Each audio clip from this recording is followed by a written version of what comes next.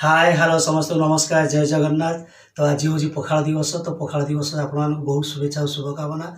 चलते पखाड़ खाई पखाड़ दिवस को पालन करवा। ठीक अच्छे चलते।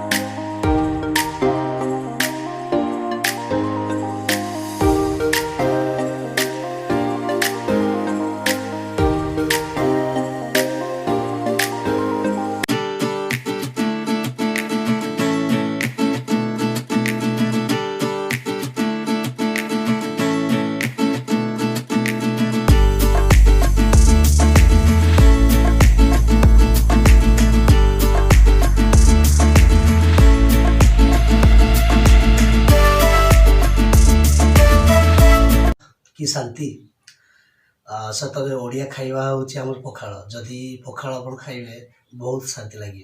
हाँ कि नहीं। तो माछ मांस जहाँ खाइले भी शांति नहीं, किंतु जदि पखाड़ जोड़े खाइदेले बहुत शांति लगे आ बहुत भल लगे। तो पखाड़ दिवस तेणु आपण मैंने भी पखाड़ खातु आ पखाड़ दिवस को सेलिब्रेट करतु। ठीक अच्छे ओके बाय बाय।